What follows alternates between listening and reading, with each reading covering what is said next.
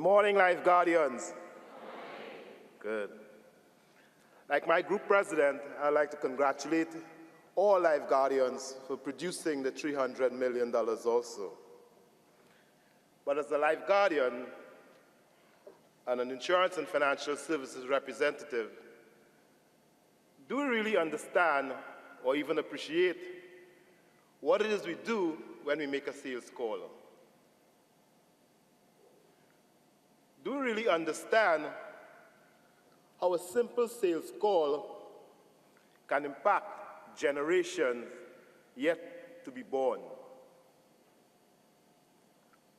Over 20 years ago, I made a sales call to a gentleman, Mr. Henry Isles. Today, his widow, Mrs. Janice Berkeley Isles, will share with us how this sales call has impacted her entire family. Fellow Life Guardians, please join with me in welcoming Mrs. Janice Berkeley Isles to the podium. Good morning, everyone. My name is Janice Berkeley Isles. I am a clerk stenographer 3 at the Ministry of Works and Infrastructure, a public servant by nature. My purpose here today is to share with you how insurance has impacted on my life and that of my family. In 1986, I married Edmund Henry Isles. At that time, Henry had 4 insurance policies.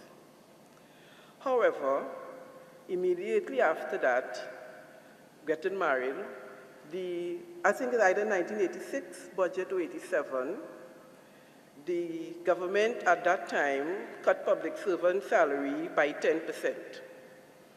The year after that, the next budget, they took away cost of living allowance of $288. And I think subsequent after that, I think VAT was introduced.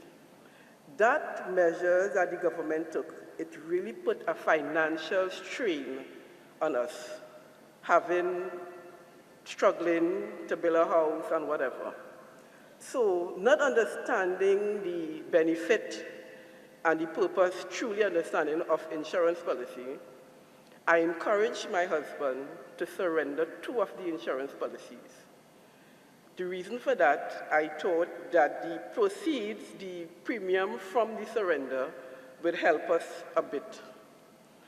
But after even doing that, I found that it still didn't do, that proceeds we get from the premium we got back, it still didn't do much to, to change the situation.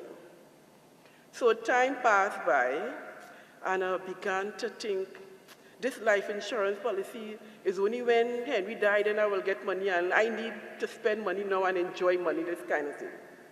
So I decided, no, those last two policies that he had, one with Guardian, I say, you see that? I think we better surrender that policy. So I told Henry, I said, Henry, let us surrender those last 2 policies. And whenever the situation get better, we would renew it. Because at the time, we young, healthy, we were in good health, and you just seen, well, we live long, have children, get gray hair, get our pension, and so on. And Henry, so I said, Henry, let us think this policy, surrender these last 2 policies. He said, Janice, I will think about it, and when I make a decision, I would let you know. So time passed by, and I say, you come to a decision? He said, not yet. Whenever I'm ready, when I make a decision, I'll let you know. And ever so often, I will remind him, Henry, what about the insurance? You're not going to surrender it?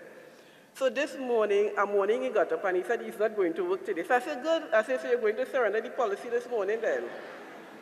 And I don't know what, but he just snapped and he just said, Janice, let me tell you something. These insurance policies, they are not for you. They are for my children. When I took them out, I did not take them out with you in mind. I took I took it out. I took it out for my children. At that time, I had 2 children, and but this tone that he was really agitated, and he went to the octave. But I just scaled it down because he really get on like a tyrant that day. And he tell me, don't you ever bring up this topic again. It is final, and that is my decision. Don't you ever bring it up. Don't you ever bring up that topic again. So I stayed quiet, and I said, well, what can we do? We'll have to struggle with building the house, the children, the 2 children, and whatever.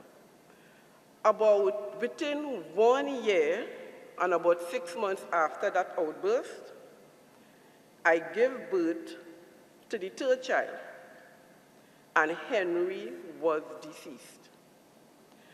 And,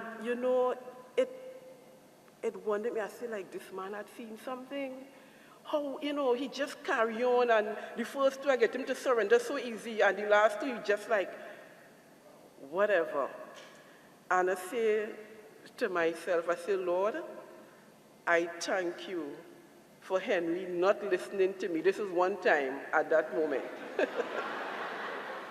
Because the proceeds from that insurance policy has enhanced my life and that of my children tremendously. Because I suddenly became a single parent with a salary of about $2,000, 3 children to mine. The ages were 3 years, 2 years, and 6 weeks.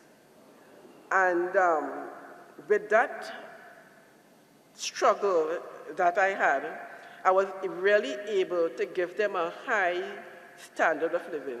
And more than that, what I realized too, that insurance policy, when I got the proceeds from that insurance policy, what it also taught me, apart from enriching my life, it taught me how to invest. Because I came into a lot of money from Guardian Life, I came into a lot of money, so I had to understand the money market and how to invest. That word investment, I only knew the meaning of it, but never really could have put it together. And from month to month, you just get your salary, you pay your bills, and that was it, like prior. But I learned how to invest and everything else. And today, after Henry, he also told me that, he said, if I should die and leave you, I do not want you to have to go with anyone to mind my children. That policy, those policies are to mind my children. And today, on the 29th of March of this year, it will make it 21 years since Henry died. And the proceeds from that insurance policy is what keeping mine and maintaining myself, my children. It has enriched my life. I was able to reinvest the money and a different thing. And in those days, I think the interest rate was about 11% or so. And I went to Royal Merchant and Finco, and I invested the money there. And that was in 1993. And I used to get a monthly interest about $3,500 every month, which I reinvested, and today I am able to live a very comfortable life based on that.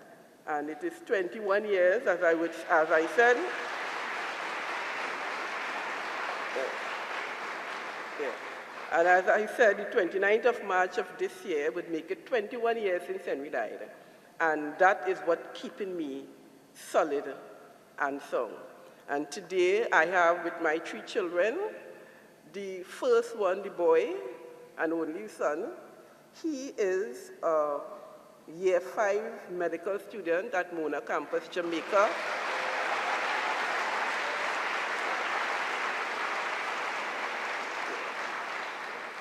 The second one is a dental student at Moncton campus.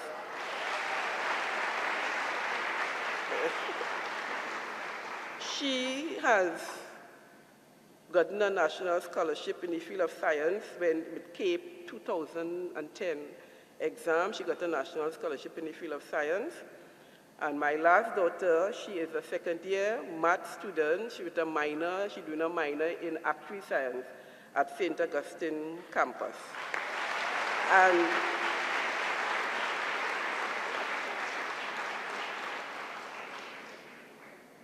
And what I want to say at this time, though, to Mr. Barrow, if I did not thank you prior for making that call to Henry and letting him take out those insurance policies even before he had children, and I don't know what Mr. Barrow told him, but somehow or the other, that policy he had with Guardian Life, he just did not want to give it up at no cost. So, Mr. Barrow, I thank you greatly for making that call to my husband and for him keeping that policy. And you know something too I want to say, you know, when my children, from time to time, insurance agent will come through our ministry to speak to people. Sometimes they will come to me and I say, don't come to me, you know, I know what insurance is about. Target the young people who are coming into the service, because I had my first policy with somebody else at age 19. I didn't even know the meaning and the reason of insurance, you know, but the agent just sold me it and I took it up, and I benefited a great deal from that as well, and it really teach me now, because I realize with insurance policy, when you take it young, your premium is less and you get more coverage and so. So I mentor the young ones when they come into the service, take out insurance policy. It has really helped you financially and all of that. And, you know, so I don't know if you all still sell like endowment policies, but that has really helped us well, because after I was able to take out endowments and whatever. So once again, I want to thank Mr. Barrow for giving me this opportunity to share this with you all, and to also state that the amount of people hear this story already, because when I tell them, I ever feel so happy that Henry really didn't listen to me, and I really, not wrong, man. And I thank you once again, and I thank Mr. Barrow for giving me the opportunity.